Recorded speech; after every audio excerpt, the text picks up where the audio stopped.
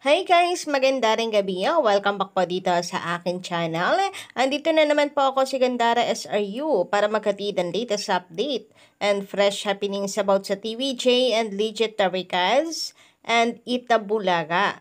Pero bago yan, shout out sa mga nakikinig at nandito ngayon sa aking channel na nakikitambay. Magandarang gabi at maraming salamat po sa walang sawang pagsuporta.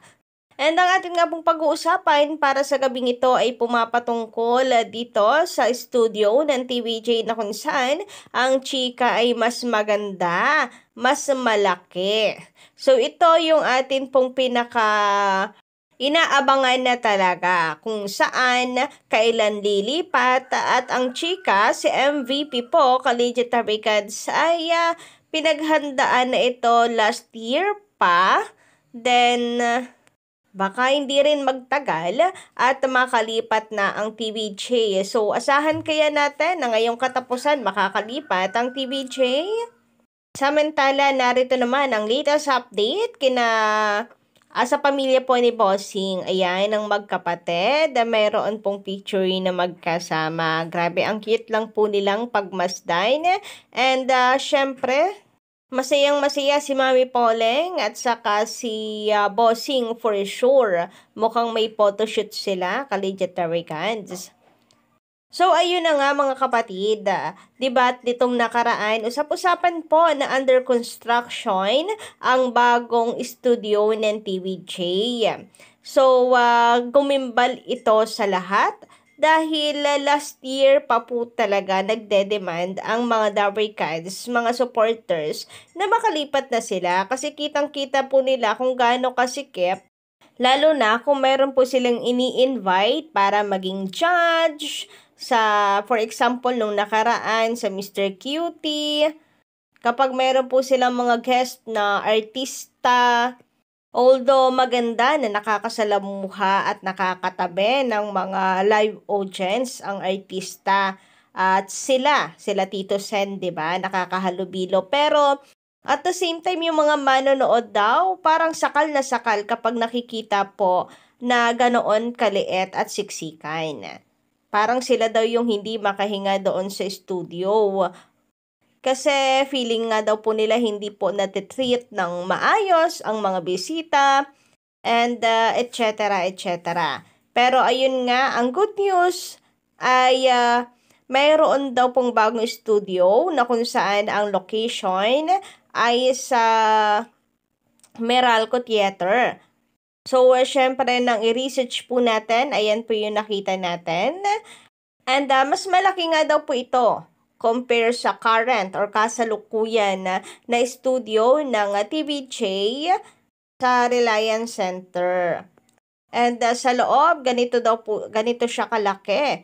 Kung eto nga po, tama ang chismis.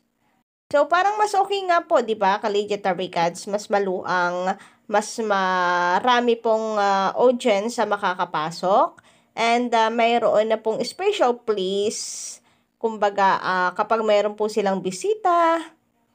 And since under construction, so malamang po may mga konting pagbabago. And sabi po sa article is that baka gawing mas moderno ni MVP.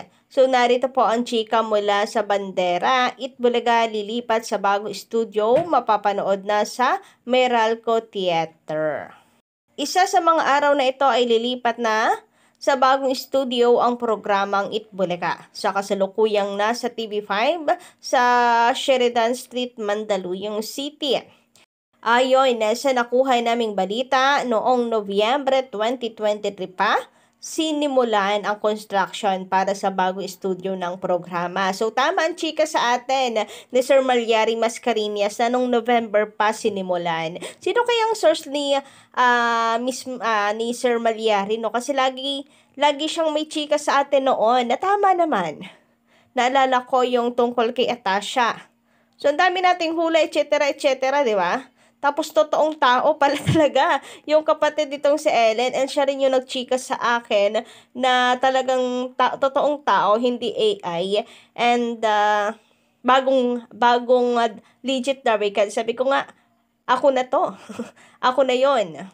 Anyway, nakakatuwa naman na kung totoo nga no, na malapit na pong makalipat ang TVJ. Sabi pa po dito, ito na nga raw ang magiging bagong bahay ng mga original host ng noontime show na sila former Tito Soto, former Senator Tito Soto, Vic Soto, and Joey De Leon. Kasama ang iba pang legit The Vehicles. Pasensya guys, sinihingal tayo.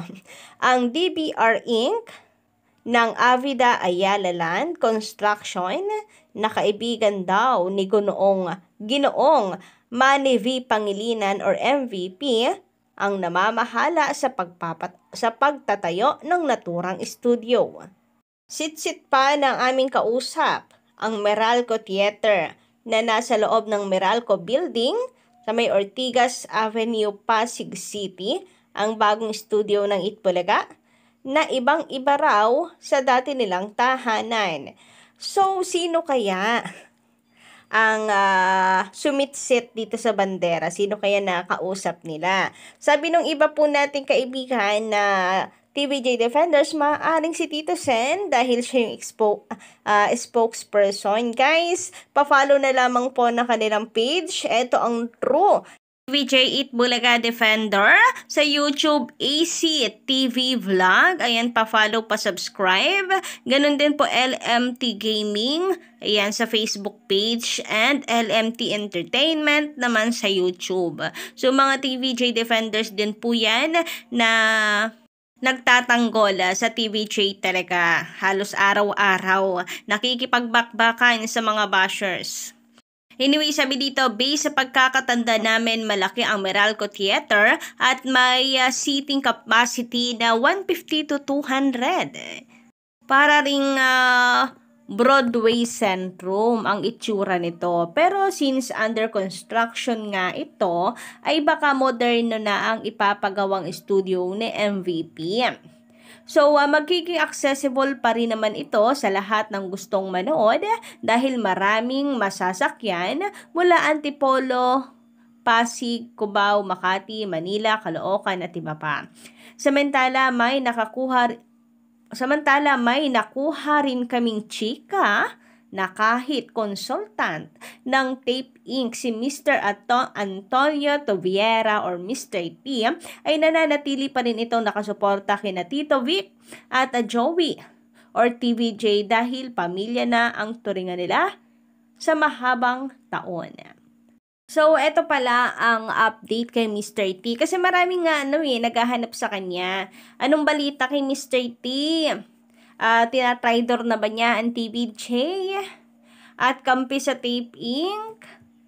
Kasi napakatahimik. Tapos, syempre, nasa panig pa rin po siya ng Tape Inc. Kasi 20% ang kanyang share dito. Hindi naman siya basta-basta makakawala. Pero, ayun nga, ang chika is suportado niya ang TVJ. So, lumipat ng studio, lumipat ng station, kinukuha ang Itbulaga, binabawi, nakasuporta siya. Yan, tanong paano yun? Nakasuporta siya sa TVJ, nakasuporta din siya sa Tape Inc. So, every time na tatanungin siya ng tape, sasang-ayon siya doon.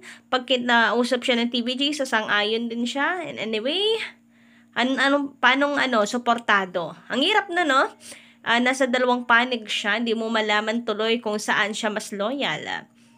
Samantala, sabi naman dito na Hermie Falco, maganda rin gabi. Good day. Madam Gandara SRU, nakakabahala na po ang ratings ng Itbulaga laban sa Showtime. Dapat po kasi maglabas na ng bagong segment ng Itbulaga. #OFW here from Saudi Arabia. So, tungkol dito, meron ako nire-request na segment. So, sana mapansin. About naman dyan sa ratings, nako. Ang TVJ, ang Itbulaga, untouchable na yan. Ang legend na yan, hindi po nila makukuha ang pagiging hari ng tanghalian. Sino man sa tahanang pinakamasaya at Showtime ang makaungos sa ratings. And hindi naman po parate. Hindi nga po nila ma-straight ng isang buwan ng pagiging number 1. Nababawi ng TVJ ang ratings and isipin na lang natin na ano to nagpapaganda sa bakbakan ng noontime show. So, isipin na lang natin na ito ay nagsisilbing motivation sa Itbulaga para mas gandahan at pagbutihin pa.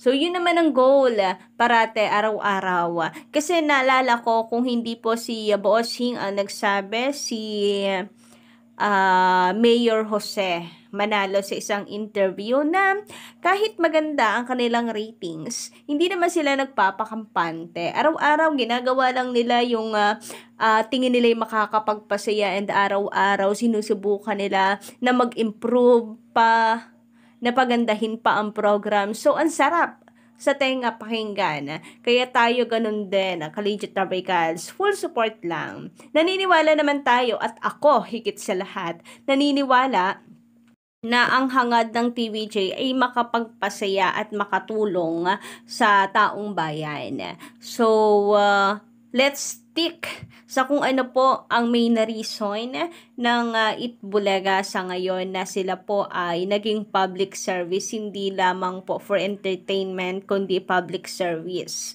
para suportahan sila. Hindi yung para lang magpasikat, mga ganong bagay, di ba? Anyway, sabi pa dito ni Edna Asdal, maganda rin gabi, simple lang naman. May Itbulaga na noong 1979. Kailan pumasok ang mga halos-host ng tape? Yun lang ang tanong. Kung ano-ano pang pinagdadaldal. Nang sino ba yan? Lakas ang tama ng taong yan. Gandara, dapat i-report yan sa TVJ at sa Divina Law. So, tingin ko naman kilala na yan ng TVJ, guys. Si Panotsky. Kasi, nung naghihiring pa nga sa Marikina, nakikisawsaw na nga po siya. And nakausap na rin daw po yan ni Attorney Buko. So, alam na po ng TVJ yan. And then, ayun na nga about po sa kailan ba nagsimula ang 1979 at tape. Dapat dun palang finish na. Kasi may Itbulaga na bago pa man dumating ang taping. Sabi naman dito ni Conrado Tauzon Jr., wala namang masama sa pagtatanong. Ganon din kay Sir Romy Obispo. Maganda rin gabi, Sir Romy. Wala naman ako nakikitang mali sa tanong kung single siya o may asawa. Kaya nga may host para magtanong, asan ang mali? Asan doon ang mali?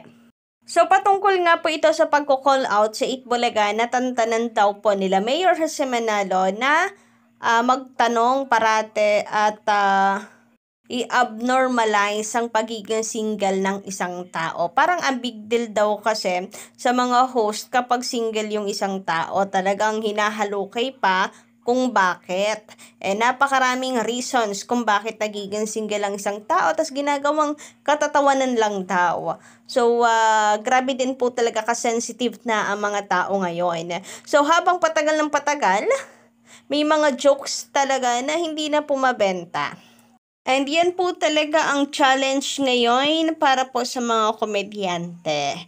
Grabe, kung papipiliin nga lang daw kung alin ang mas madali, ang magpaiyak or ang magpatawa. Ang magpatawa daw po talaga sa panahon ngayon. Napakahirap. Marami na pong sensitive na mga tao. So, yun lang muna guys sa aking update para po sa gabi nito. Don't forget to click the subscribe button and notification bell para po sa iba pang mga balita.